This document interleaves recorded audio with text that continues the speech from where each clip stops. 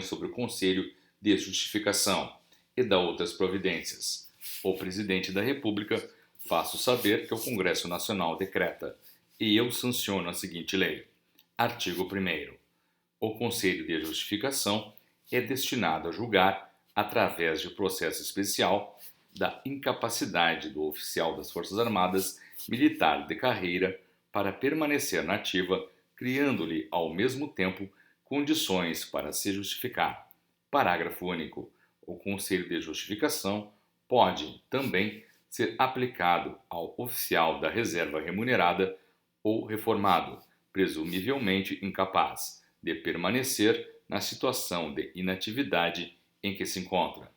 Artigo 2º. É submetido a Conselho de Justificação a pedido ou ex officio oficial das Forças Armadas. Inciso 1. Acusado oficialmente ou por qualquer meio lícito de comunicação social de ter, alínea A, procedido incorretamente no desempenho do cargo. Alínea B, tido conduta irregular. Alínea C, praticado ato que afete a honra pessoal, o pundonor militar ou o decoro da classe. Inciso 2. Considerado não habilitado para o acesso em caráter provisório no momento em que venha a ser objeto de apreciação para ingresso em quadro de acesso ou lista de escolha. Inciso 3. Afastado do cargo na forma do Estatuto dos Militares por se tornar incompatível com o mesmo ou demonstrar incapacidade no exercício de funções militares a ele inerentes, salvo seu afastamento é decorrência de fatos que motivem sua submissão a processo. Inciso 4. Condenado por crime de natureza dolosa, não previsto na legislação especial concernente à segurança do Estado em tribunal civil ou militar, a pena restrita de liberdade individual até 2 anos, tão logo transite em julgado a sentença, ou, inciso 5, pertencente a partido político ou associação, suspensos ou dissolvidos por força de disposição legal ou decisão judicial, ou que exerçam atividades prejudiciais ou perigosas à segurança nacional. Parágrafo único. É considerado, entre outros, para os efeitos desta lei, pertencente a partido ou associação a que se refere este artigo, oficial das Forças Armadas, que ostensiva ou clandestinamente, alínea A, estiver inscrito como seu membro, alínea B, prestar serviços ou angariar valores em seu benefício, alínea C, realizar propaganda de suas doutrinas, ou, alínea D, colaborar por qualquer forma, mas sempre de modo inequívoco ou doloso em suas atividades. Artigo 3º. Oficial da ativa das Forças Armadas, ao ser submetido a Conselho de Justificação, é afastado do exercício de suas funções. Inciso 1. Automaticamente, nos casos dos itens 4 e 5 do artigo 2º. Inciso 2. A critério do respectivo ministro, no caso do item 1 do artigo 2º. Artigo 4º. A nomeação do Conselho de Justificação é da competência, inciso 1, do ministro da Força Armada a que pertence o oficial a ser julgado. Inciso 2, do comandante do Teatro de Operações ou de Zona de Defesa ou dos mais altos comandantes das forças singulares isoladas, para os oficiais sob seu comando, e no caso de fatos ocorridos na área de sua jurisdição, quando em campanha no país ou no exterior. Parágrafo 1º. As autoridades referidas neste artigo podem, com base nos antecedentes do oficial a ser julgado e na natureza ou falta de consistência dos fatos arguidos, considerar desde logo improcedente a acusação e indeferir, em consequência, o pedido de nomeação do Conselho de Justificação. Parágrafo 2º. O indeferimento do pedido de nomeação do Conselho de Justificação, devidamente fundamentado, deve ser publicado oficialmente e transcrito nos assentos do oficial, se este é dativo. Artigo 5º. O Conselho de Justificação é composto de 3 oficiais, da ativa da Força Armada do justificante, de posto superior ao seu. Parágrafo 1º. O membro mais antigo do Conselho de Justificação, no mínimo um oficial superior da ativa, e o presidente. O que lhe segue em antiguidade é o interrogante e o relator, e o mais moderno o escrivão. Parágrafo 2º. Não podem fazer parte do Conselho de Justificação: a linha A, oficial que formulou a acusação; a linha B, os oficiais que tenham entre si, com o acusador ou com o acusado, parentesco consanguíneo ou afim, na linha reta ou até 4º grau de consanguinidade colateral ou de natureza civil. A linha C, os oficiais subalternos. Parágrafo 3º. Quando o justificante é oficial general, cujo posto não permita a nomeação de membros do Conselho de Justificação com posto superior, estes serão nomeados dentre os oficiais daquele posto, da ativa ou na inatividade, mais antigos que o justificante. Parágrafo 4º. Quando o justificante é oficial da reserva remunerada ou reformado, um dos membros do Conselho de Justificação pode ser da reserva remunerada. Artigo 6º.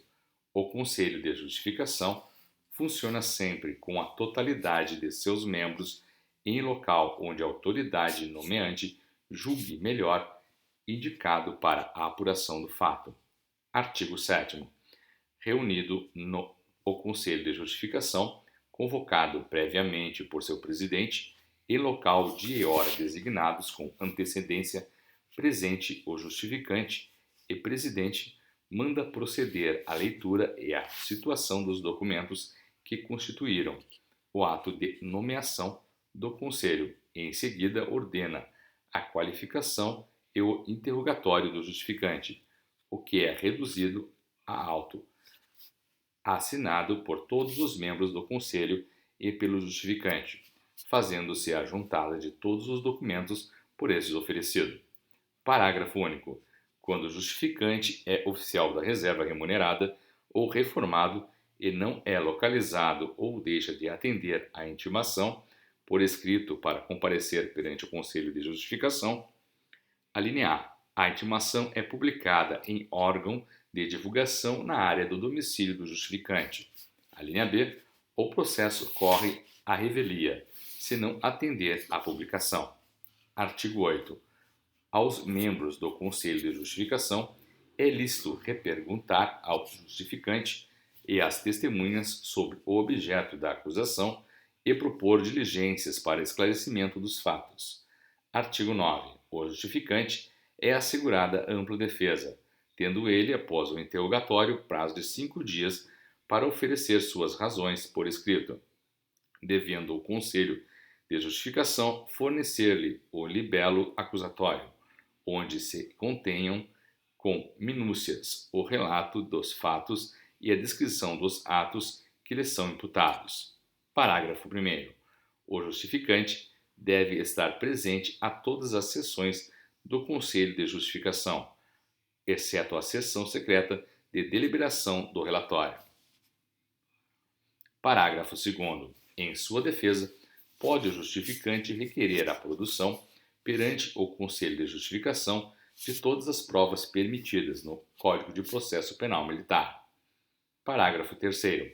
As provas a serem realizadas mediante carta precatória são efetuadas por intermédio da autoridade militar ou, na falta desta, da autoridade judiciária local. Artigo 10. O Conselho de Justificação pode inquirir acusador ou receber por escrito seus esclarecimentos, ouvindo posteriormente a respeito o justificante. Artigo 11. O Conselho de Justificação dispõe de um prazo de 30 dias a contar da data de sua nomeação para a conclusão de seus trabalhos, inclusive remessa do relatório. Parágrafo único. A autoridade nomeante, por motivos excepcionais, pode prorrogar até 20 dias o prazo de conclusão dos trabalhos. Artigo 12. Realizadas todas as diligências, o Conselho de Justificação passa a deliberar em sessão secreta sobre o relatório a ser redigido. Parágrafo 1º. O relatório elaborado pelo escrivão e assinado por todos os membros do Conselho de Justificação deve julgar-se o justificante, a linha A, é ou não culpado da acusação que lhe foi feita, ou, a linha B, no caso do item 2 do artigo 2º, esta ou não, sem habilitação para o excesso, em caráter definitivo, ou, a linha C, no caso do item 4 do artigo 2º, levados em consideração os preceitos de aplicação da pena previstos no Código Penal Militar. Está ou não incapaz de permanecer na ativa, ou na situação em que se encontra na inatividade. Parágrafo 2º. A deliberação do Conselho de Justificação é tomada por maioria de votos de seus membros. Parágrafo 3º. Quando houver voto vencido, é facultada a sua justificação por escrito. Parágrafo 4º.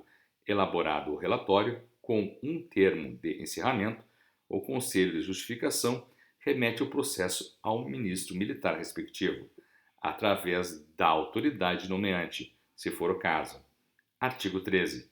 Recebidos os autos do processo do Conselho de Justificação, o ministro militar, dentro do prazo de 20 dias, aceitando ou não seu julgamento e, neste último caso, justificando os motivos de seu despacho, determina, inciso 1, arquivamento do processo, se considera procedente a justificação. Inciso 2, a aplicação de uma pena disciplinar, se considera contravenção ou transgressão disciplinar a razão pela qual o oficial foi julgado culpado. Inciso 3, na forma do Estatuto dos Militares e, conforme o caso, a transferência do acusado para reserva remunerada ou os atos necessários à sua efetivação pelo Presidente da República, se o oficial foi considerado não habilitado para o acesso em caráter definitivo. Inciso 4. A remessa do processo ao auditor competente se considera crime a razão pela qual o oficial foi considerado culpado. Inciso 5. A remessa do processo ao Superior Tribunal Militar. A linha A. Se é a razão pela qual o oficial foi julgado culpado, será previsto nos itens 1, 3 e 5 do artigo 2º, ou a linha B, se pelo crime cometido prevista nos itens 4 do artigo 2º, o oficial foi julgado incapaz de permanecer na ativa ou na inatividade. Parágrafo único. O despacho que julgou procedente a justificação deve ser publicado oficialmente e transcrito nos assentamentos do oficial, se este é ativa. Artigo 14. É da competência do Superior Tribunal Militar julgar em instância única os processos oriundos dos conselhos de justificação, a ele remetidos por ministro militar. Artigo 15. No Superior Tribunal Militar, distribuído o processo, é o mesmo relatado por um dos ministros, que antes deve abrir prazo de 5 dias para a defesa se manifestar por escrito sobre a decisão do Conselho de Justificação. Parágrafo único. Concluída esta fase, é o processo submetido a julgamento. Artigo 16.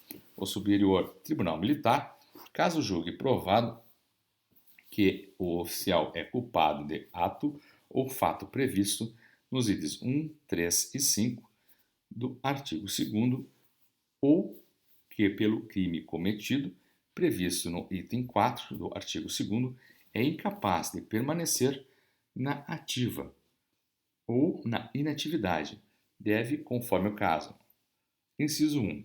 Declará-lo indigno do oficialato ou com ele incompatível, determinando a perda de seu posto e patente. Inciso 2. Determinar sua reforma.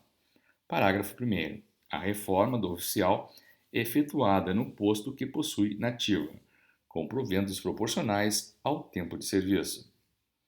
Parágrafo 2º. A reforma do oficial ou sua demissão ex officio consequente da perda de posto e patente, conforme o caso, é efetuado pelo ministro militar respectivo ou encaminhada ao presidente da República, tão logo seja publicado o acórdão do Superior Tribunal Militar. Artigo 17. Aplicam-se a esta lei, subsidiariamente, as normas do Código de Processo Penal Militar. Artigo 18. Prescrevem 6 anos, computados na data em que foram praticados os casos previstos nesta lei. Parágrafo único. Os casos também previstos no Código Penal Militar como crime prescrevem nos prazos neles estabelecidos. Artigo 19. Esta lei entra em vigor na data de sua publicação, revogada a Lei 5.300 e demais disposições em contrário.